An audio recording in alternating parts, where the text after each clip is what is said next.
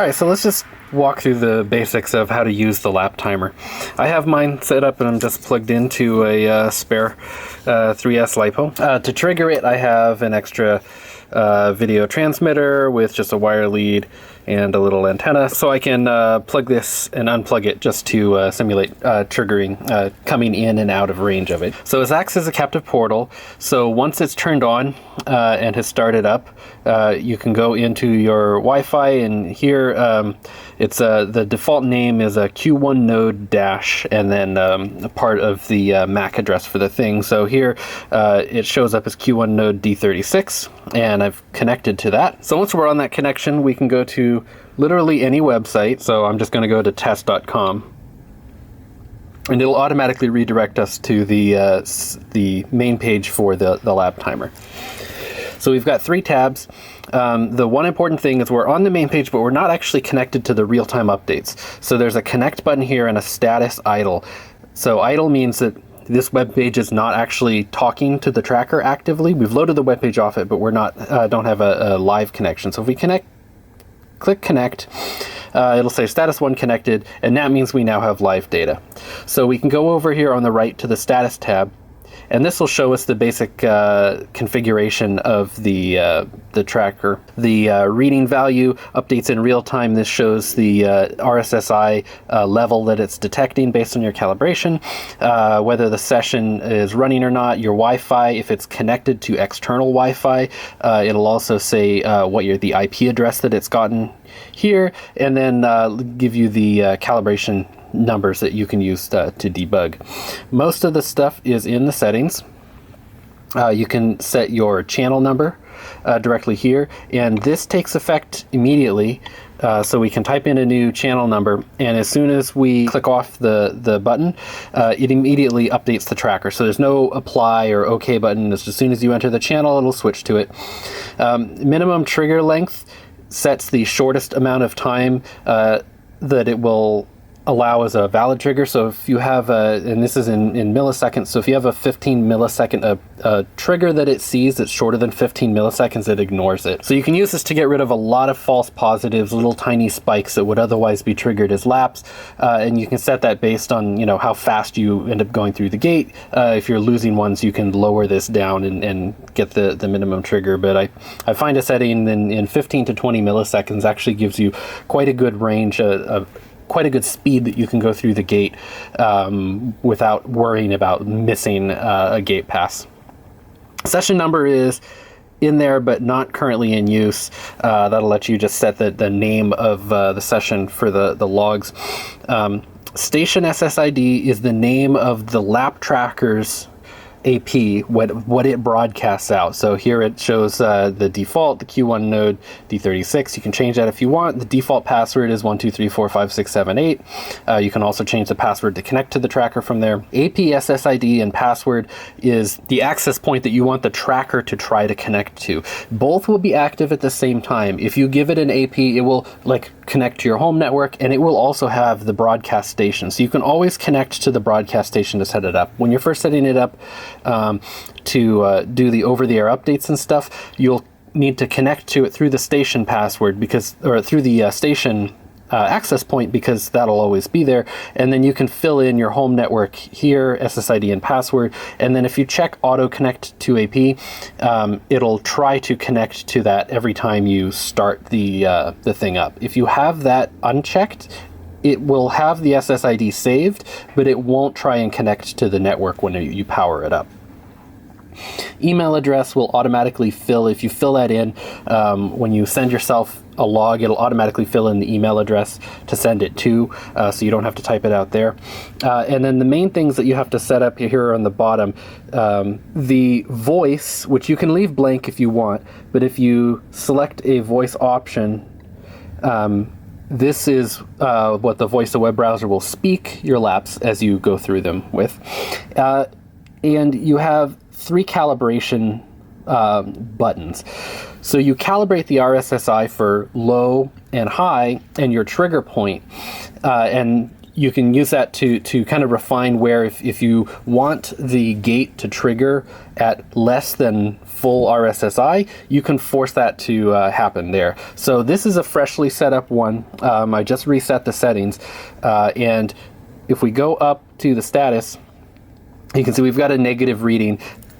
I do not have my transmitter powered on, so right now we have 0 RSSI. So we can go through here, click calibrate low, and it takes just a quarter second and does a reading. And now if we check the status, now our reading is 0, -1, 3, very low status, and you see it's updated our calibration value for the low. And now we can go ahead and turn our quad on or come up to the gate. So we're powered up now. And now we can go and calibrate high to calibrate the maximum, and then calibrate threshold because we want our threshold to be the maximum anyway. And now if we go to status, you'll see the reading is reading 255. And our calibration values have updated. Sometimes, because especially when we're so close here that it's swamped, these values can be a little inconsistent. So if you have a threshold value that's higher than your high calibration value, you'll actually get over 255. So that's something that I need to sort out still. But if you're seeing that stuff, just go back and redo your high calibration and redo your threshold until they're kind of sane values that it'll try and average over a period of time. So we're completely set up now. We can go into main, and I'm going to power down my quad. And now all you need to do to start racing is click session start. It'll beep 2 beeps so that you can synchronize with any DVR that you happen to be running if you like. And now every time that I pass through the gate, in this case by powering up, it'll register a lap. Lap L0, 19.83. And it'll call out the time.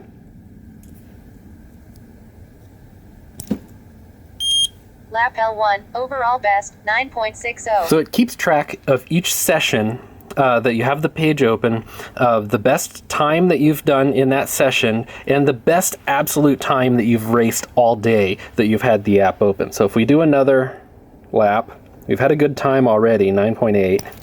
This will be slower. Lap L2, 21.47. So it didn't highlight that number.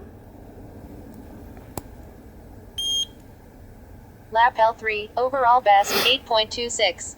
So we've made a new lap, and we're in 8.2 seconds, and that's faster than the 9.6, so it's moved our 9.6 down to orange, and then our overall best, our session best, is now highlighted in red. It'll keep track of basically everything that's like within 1 second of your absolute best.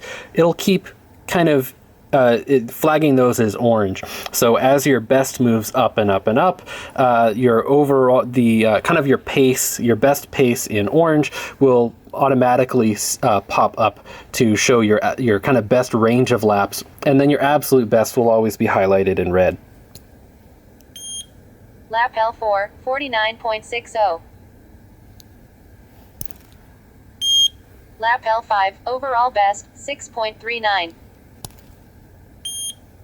Lap L6, 7.60.